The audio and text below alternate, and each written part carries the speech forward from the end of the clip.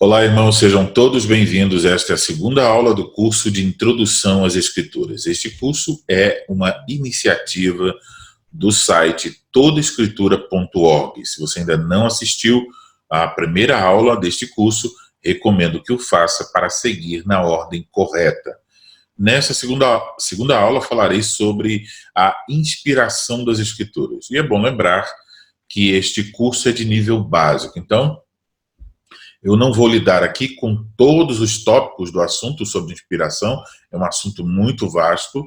Também não vou lidar aqui com as possíveis objeções e posições diferentes e questões mais aprofundadas. Caso você queira saber mais sobre o assunto, você pode consultar a bibliografia. Nós vamos então começar rogando a bênção de Deus, vamos começar com uma oração. Então oremos. Senhor Deus, graças damos por mais um dia. E agora que vamos estudar assuntos pertinentes à Tua Palavra, rogamos que o Senhor ilumine nossa mente e nos dê um coração humilde e pronto para aprender. Que o fruto desse aprendizado seja a glória do Teu nome e a edificação da Tua igreja. Amém. Muito bem, irmãos. Vamos então para a nossa segunda aula. O tema da segunda aula é a inspiração das Escrituras. Então, quando eu concluí a primeira aula, eu concluí dizendo que as Escrituras são uma coleção de livros, vocês devem lembrar aí a origem da palavra, né? Escritos por cerca de 40 homens que foram inspirados por Deus. E que, portanto, a nossa confissão como cristãos é de que Deus é o autor das Escrituras. As Escrituras são a palavra de Deus. Nesta segunda aula, nós vamos dar mais um passo nesse assunto.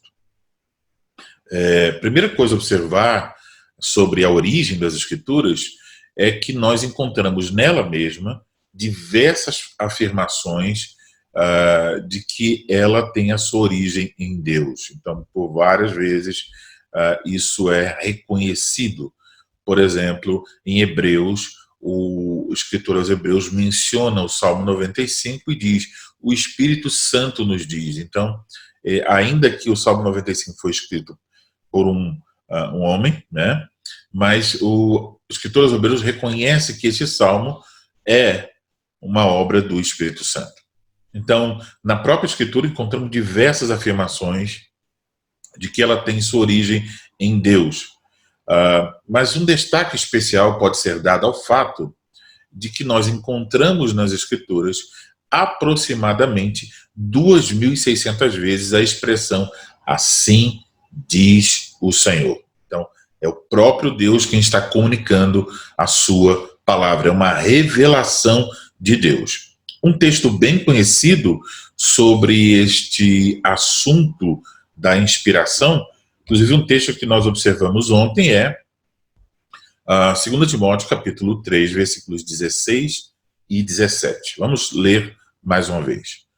Toda a Escritura é inspirada por Deus e útil para o ensino, para a repreensão, para a correção, para a educação na justiça, a fim de que o homem de Deus seja perfeito e perfeitamente habilitado para toda boa obra. Então, notem, toda a Escritura é inspirada por Deus. Isso é, aqui então, a afirmação. Mas sobre essa afirmação, eu preciso fazer algumas considerações. Então, nós devemos observar a palavra inspirada. O que ela significa? Então, essa palavra aí, em nosso texto, no português, inspirada, ela vem de um termo grego que é o termo theopneustos. Como vocês podem ver, eu deixei com cores diferentes, né? Esse termo grego, ele reúne duas palavras. Theo, que é Deus, e pneustos, que é soprada. Então, aqui você pode ver em pneustos um termo, né, que parece bastante com o que a gente tem em português, por exemplo, pneu, pneumologia, então tem a ver com ar, pneumático, por exemplo. Então, theopneustos é um termo grego que significa literalmente soprada por Deus. Então, o que isso quer dizer? Quer dizer que a Escritura é, em toda ela, soprada para fora por Deus. Então, nós devemos, a palavra que seria melhor aqui, seria dizer que ela é expirada. Como vocês sabem, soprar para fora é expiração. Soprar para dentro é inspiração. Então, inspiração, expiração. Então, o que se diz aqui não tem a ver com os homens, eles sendo inspirados, tem a ver com Deus, ele soprando a Escritura. Então, o que o texto quer dizer é que toda Escritura foi dada por expiração de Deus. Deus soprou, ela tem a sua origem, ela sai dele, ela tem a sua origem em Deus. Então, 2 Timóteo, capítulo 3, versículo 16, não está falando sobre o modo como os homens foram inspirados por Deus, mas sim está dizendo que Deus é a origem suprema de toda a Escritura. Então a Escritura procede de Deus, este é o sentido. Mas, podemos perguntar, ela não foi escrita por homens? Sim, ela foi escrita por homens, como já observamos. Já dissemos, a Bíblia foi escrita por cerca de 40 homens, de vários períodos históricos, contextos sociais, personalidades e culturas diferentes. Então, nós cremos a esse respeito que esses homens escreveram inspirados por Deus. E aí, nesse caso aqui, eu estou usando inspiração não no mesmo sentido de 2 Timóteo 3,16. Estou me referindo aqui ao sentido teológico, querendo indicar o quê? Exatamente isso. Inspiração. Qual foi o processo através do qual eles foram inspirados por Deus para escrever? Então, quando uso aqui, neste caso, a palavra inspiração, tem a ver com sentido teológico para indicar a obra do Espírito Santo através da qual esses homens escreveram a palavra de Deus. Existem, a esse respeito, muitas teorias sobre esse processo de inspiração, como ele se deu. Então, eu vou mencionar aqui brevemente algumas dessas teorias. Eu vou usar aqui uma lista apresentada pelo Robert L. Plumer no livro 40 Questões para se Interpretar a Bíblia, da editora Fiel. Diga-se de passagem que eu recomendo, principalmente aqueles que estão procurando um livro bem objetivo e que vai tratar de diversas questões que ajudarão a pessoa que está iniciando o seu estudo da Bíblia, que adquira esse livro, 40 Questões para se Interpretar a Bíblia. Tem, eu acho, tem ele no formato comum, papel, né, e tem ele também no formato no Kindle. Então, recomendo esse livro. O Plumer, por sua vez, ele está apresentando essa lista das teorias sobre a inspiração com base no Millard Erickson, que é um teólogo. Então, primeira teoria, teoria de intuição. Então, os defensores dessa teoria, eles dizem que os escritores da Bíblia exibiram uma intuição religiosa, natural. Então, por exemplo, eles vão dizer que os filósofos no passado tinham essa intuição, como, por exemplo, Platão, Confúcio, Aristóteles e tantos outros. Então, eles tiveram uma intuição natural, uma intuição religiosa, por isso eles escreveram. Então, isso é a teoria da intuição. Então, obviamente, essa teoria ela não vai chegar à conclusão de que Deus é o autor das Escrituras. A segunda teoria é a teoria da iluminação.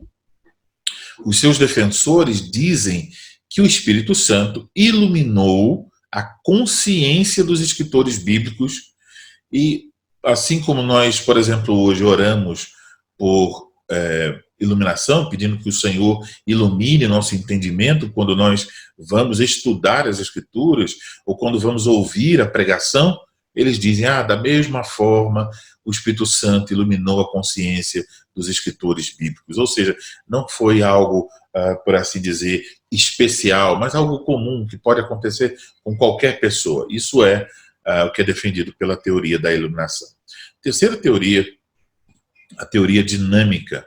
Então, aqueles que advogam essa teoria, eles dizem que Deus deu impressões ou conceitos definidos e específicos aos autores bíblicos, mas permitiu que os autores comunicassem esses conceitos em suas próprias palavras.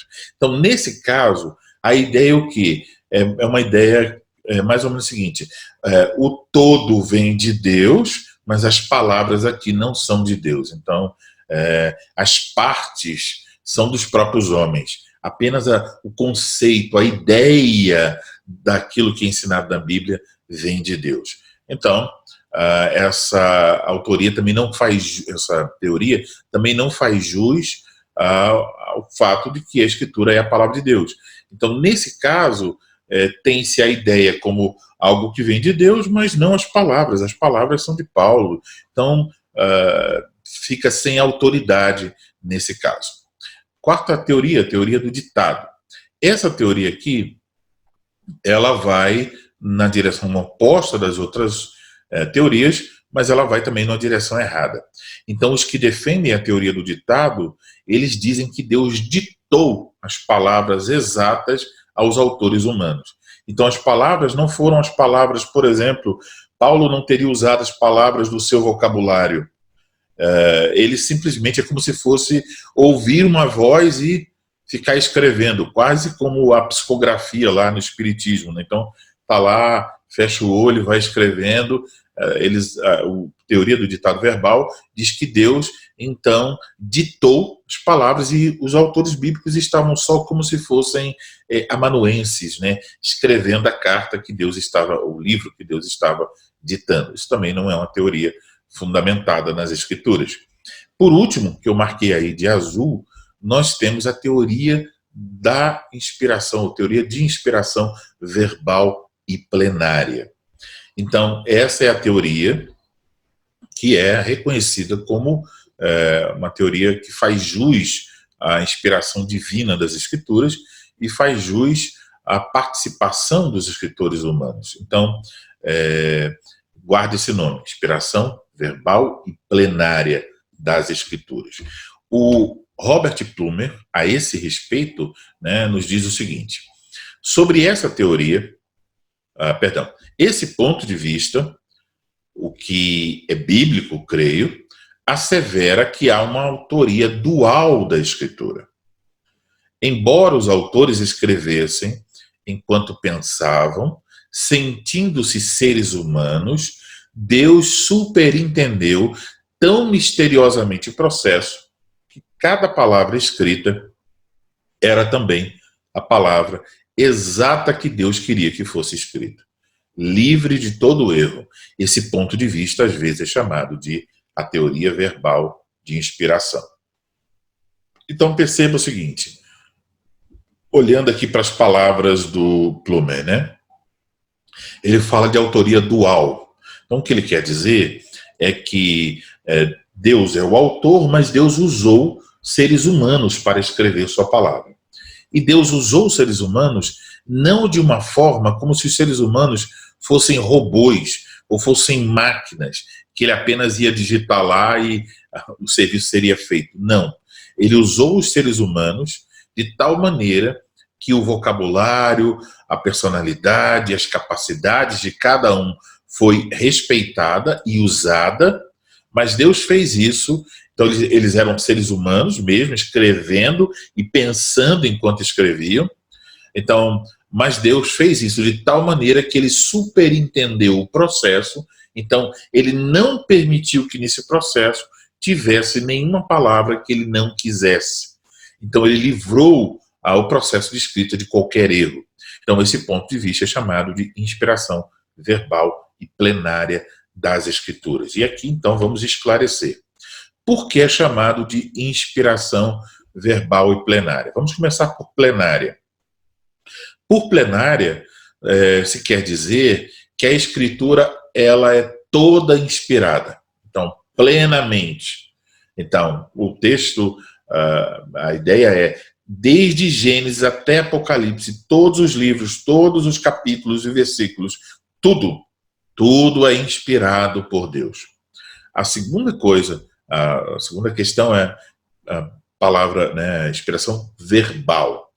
Com isso se quer dizer que cada palavra das Escrituras é inspirada. Então,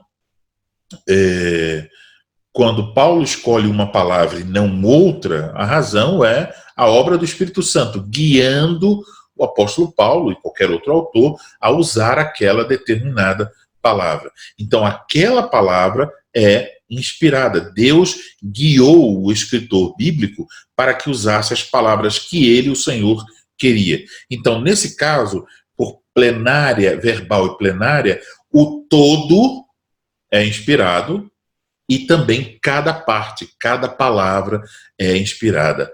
Cada sinal é inspirado, entendeu?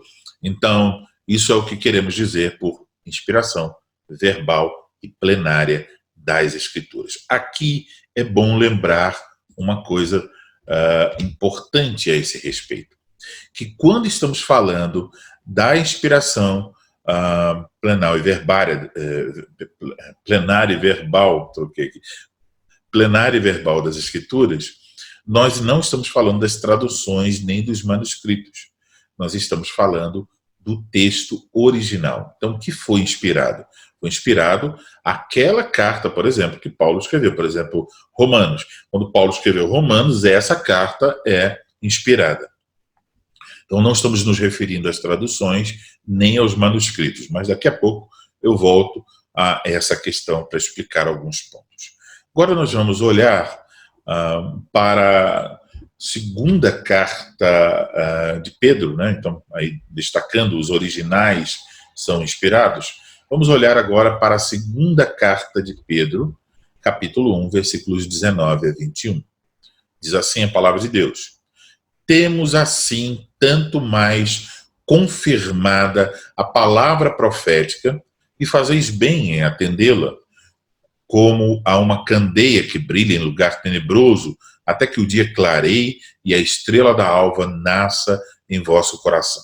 Sabendo primeiramente isto, que nenhuma profecia da Escritura provém de particular elucidação, porque nunca jamais qualquer profecia foi dada por vontade humana. Entretanto, homens santos falaram da parte de Deus, movidos pelo Espírito Santo. Então, a primeira coisa que eu quero destacar, que está aí em negrito, é que o apóstolo está falando sobre a Escritura, a profecia da Escritura, nenhuma profecia da Escritura. Então, está se referindo à Escritura.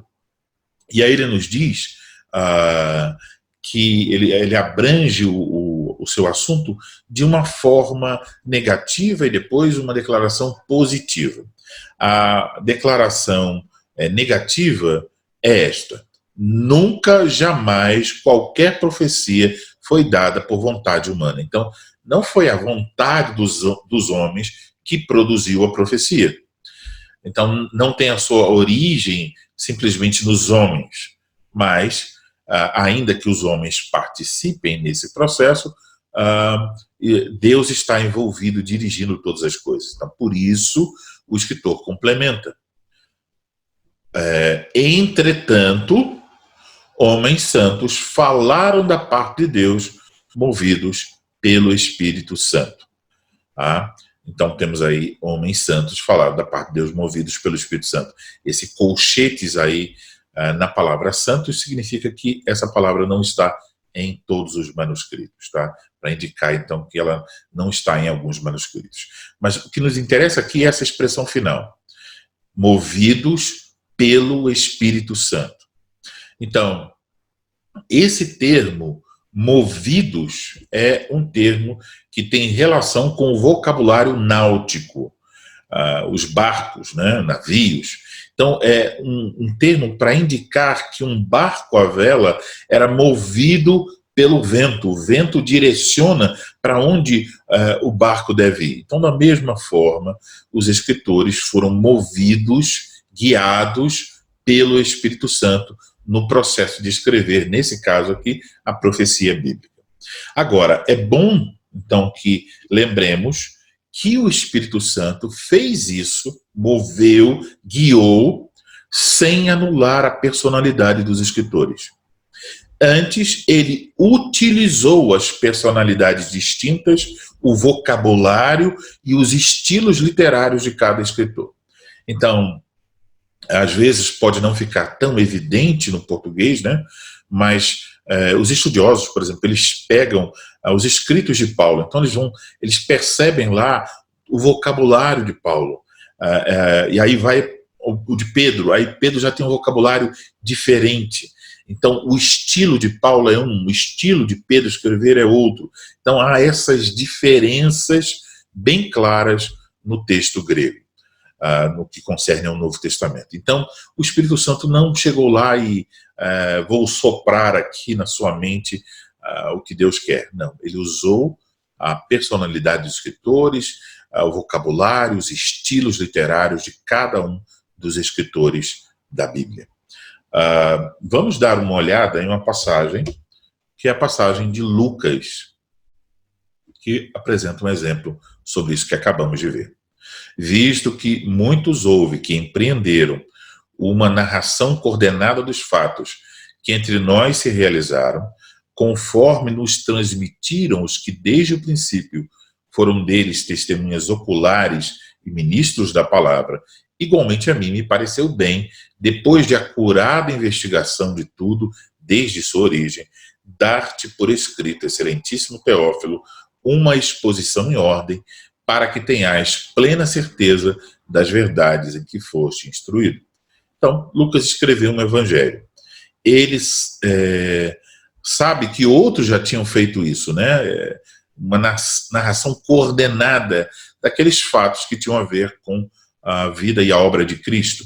E aí ele também se propõe a realizar uma exposição sobre a vida e a obra de Cristo, uma exposição em ordem. Mas veja, Lucas não diz assim, olha, eu fui dormir e tive um sonho, ou eu fui arrebatado e tive uma visão. Vejam como é diferente aqui o processo. Depois de acurada investigação de tudo desde a sua origem. Então, Lucas fez o quê? Ele pesquisou, ele estudou, ele reuniu informações, ele fez o trabalho de um historiador. Então, é interessantíssimo isso, porque Lucas fez o trabalho de um investigador, mas esse trabalho de investigador foi conduzido pelo Espírito Santo. Isso podemos aqui abrir um parênteses, né?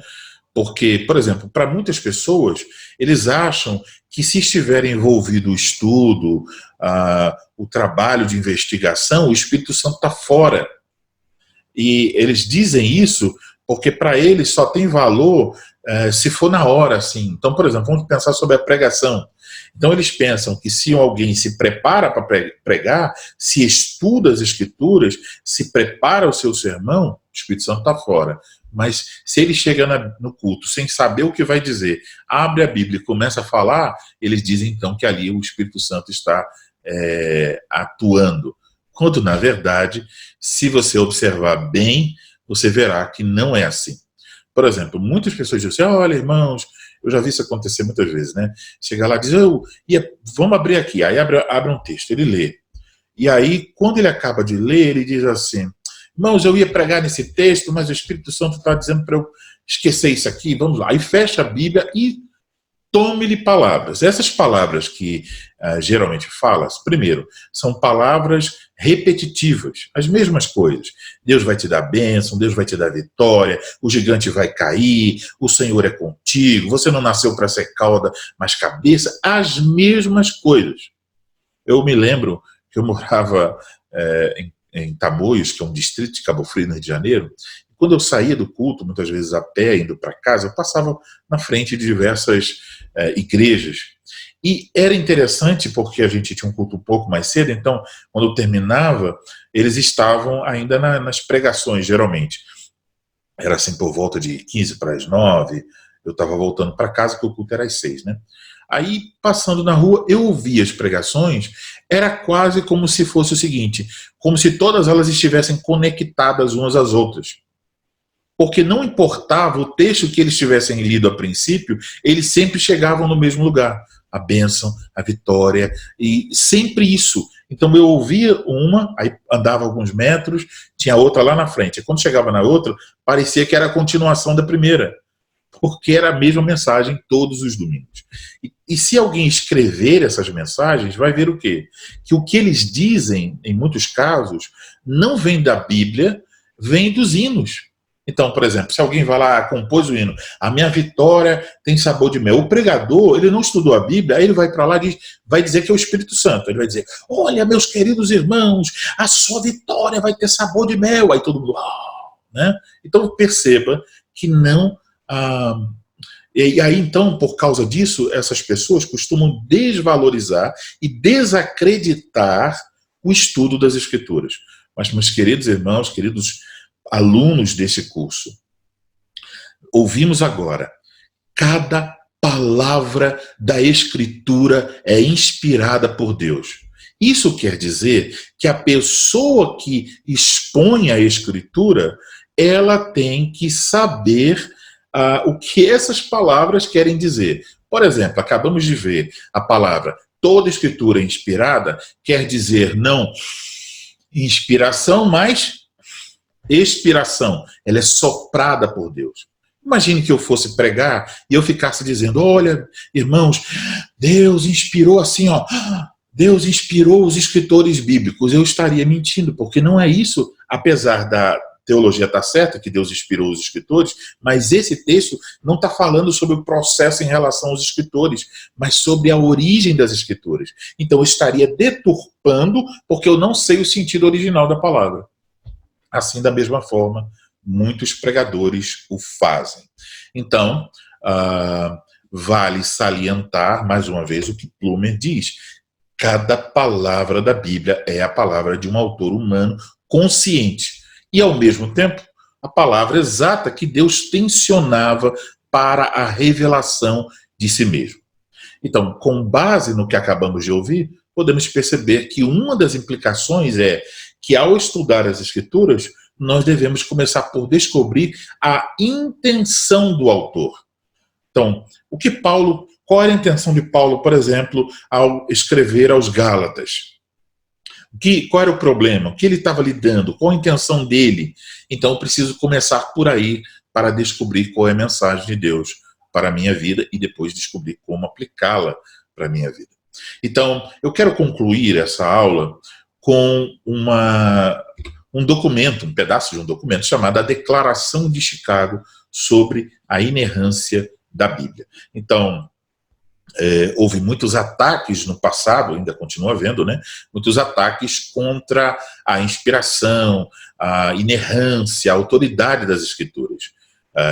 Então, a inerrância quer dizer que a Escritura não tem erros, né? Então, essa declaração de Chicago, ela foi elaborada por vários estudiosos, entre eles o Montgomery Boyce, o Sproul, o Packer e outros, e foi, então, no verão de 1978, produzida lá em Chicago esse documento, e depois esse documento foi assinado por mais de 300 eruditos evangélicos famosos daquela época, doutores, teólogos, que assinaram esse documento, dizendo, bom, esse documento expressa, né, o que nós podemos confessar. Então, o objetivo era lidar com os ataques contra a inspiração e a inerrância das Escrituras.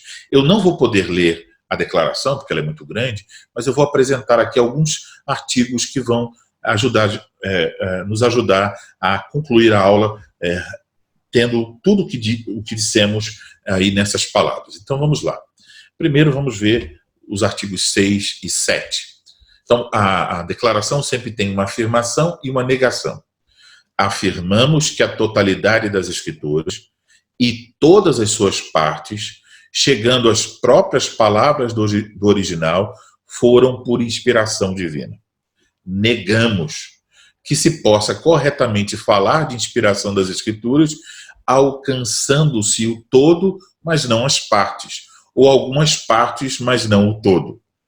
Então, nesse final aqui, está lidando com aquele problema, né, de dizer que a Escritura contém a palavra de Deus, mas ela não é toda ela a palavra de Deus. Isso negamos. Artigo 7.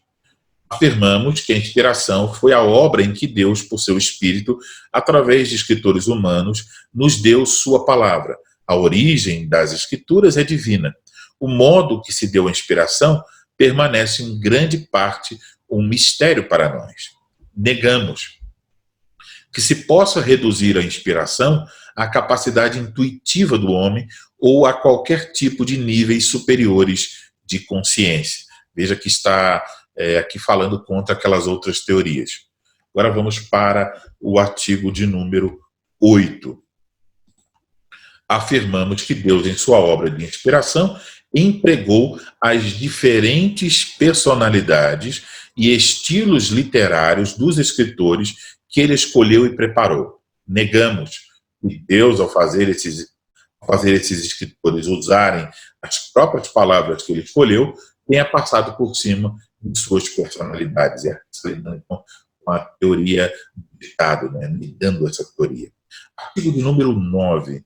Afirmamos que a inspiração, embora não outorgando onisciência, garantiu uma expressão verdadeira e fidedigna em todas as questões sobre as quais os autores bíblicos foram levados a falar e a escrever. Negamos que a finitude ou a condição caída desses escritores tenha direta ou indiretamente introduzido distorção ou falsidade na palavra de Deus.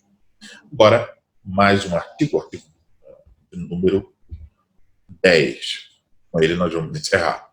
Afirmamos que, estritamente falando, a inspiração diz respeito somente ao texto autográfico das Escrituras, ou seja, o texto original, o qual, pela providência de Deus, pode-se determinar com grande exatidão a partir de manuscritos disponíveis.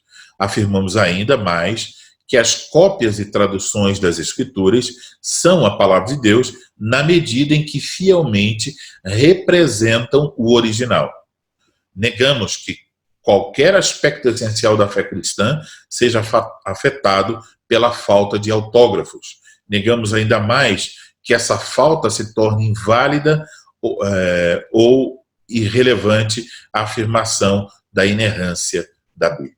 Então, isso são alguns artigos da Declaração de Chicago sobre a inerrância das Escrituras. Com essas declarações, nós encerramos, então, a nossa segunda aula. E aí eu quero, então, saber se, por acaso, alguém tem alguma dúvida. Vamos ver aqui. Kerimar tem uma dúvida. Pode dizer, Kerimar. Na realidade, não é uma dúvida. Eu não posso deixar de comentar alguma coisa, porque a aula do senhor me inspira bastante. E eu não tinha pensado nessa palavra inspiração do jeito que o senhor colocou aqui. E me fez clarear mais. E eu queria comentar com o senhor, se eu estiver errada, é um comentário que eu cheguei agora, são coisas que vêm na minha cabeça na hora que a gente está estudando. Eu posso estar errada, né? Por isso que eu estou colocando. Eu acredito, e a Bíblia fala, eu acredito na Bíblia inteira, como a palavra inerrante de Deus, igual o senhor colocou, fala que Deus é onipotente, onipresente e onisciente. Então, essa premissa, eu nem sei se posso chamar de premissa, mas isso envolve tudo. Quer dizer que ele tem controle sobre tudo, inclusive sobre a palavra e sobre os homens santos que falaram a palavra conforme ele pretendia que fosse falado, né? E a própria Bíblia fala que está velado para os que se perdem. Eu não sei as palavras, estou usando minhas palavras, mas em algum lugar eu escutei isso. E hoje é muito comum o pessoal ficar lendo o livro apócrifo sem ler a Bíblia primeiro, né? Eu não li nenhum livro apócrifo, mas eu estou muito focada em entender as Escrituras. E lógico que a gente lê outros livros, outros pensamentos e tudo, mas eu tenho muito cuidado com a escritura, porque do jeito que o senhor está colocando aí, está ficando claro para mim que a palavra não é... Jesus é o pão da vida, ele é a palavra, que no início era o verbo era Deus, o verbo estava com Deus. Então, Jesus não é uma abstração, Jesus é a palavra, ele está se revelando para nós aqui através da palavra. E aí o senhor comentou uma outra coisa também, que as palavras colocadas de maneira correta. Não lembro as palavras que o senhor usou, mas elas são importantes, a tradução é importante, sim.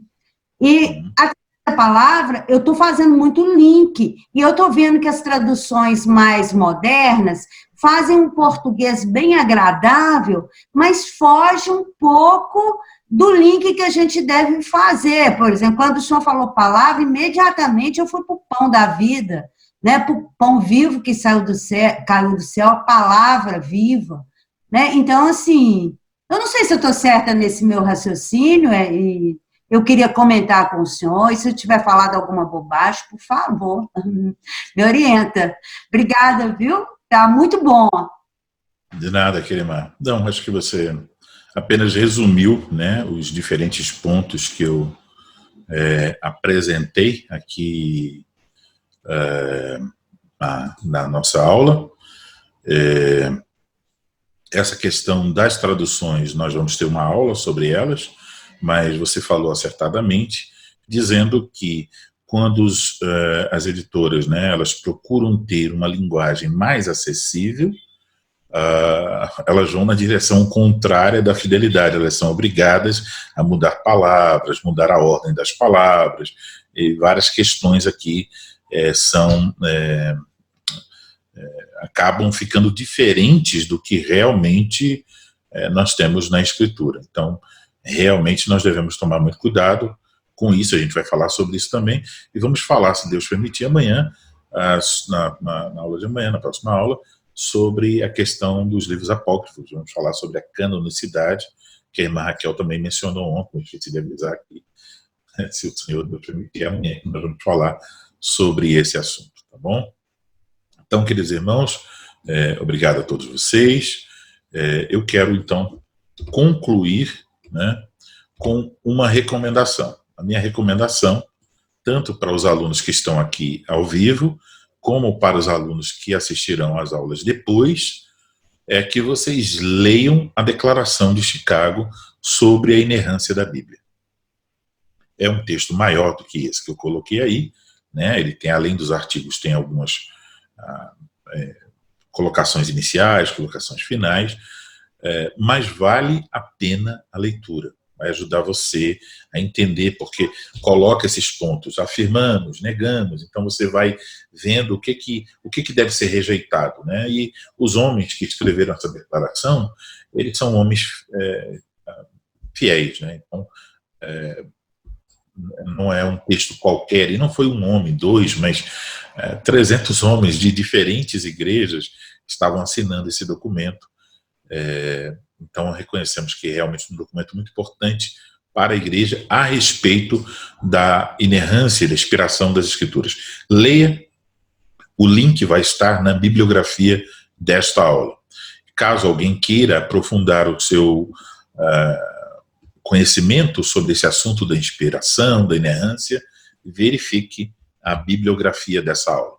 A você que está assistindo através do nosso canal no YouTube, quero dizer que você pode acessar este curso gratuitamente e sem necessidade de inscrição através do nosso site todoescritura.org. Lá você vai encontrar o esboço das aulas, a bibliografia e poderá fazer atividades referentes ao curso. Também no site você encontrará outros recursos. Vamos então agora encerrar a nossa aula orando ao Senhor. Oremos.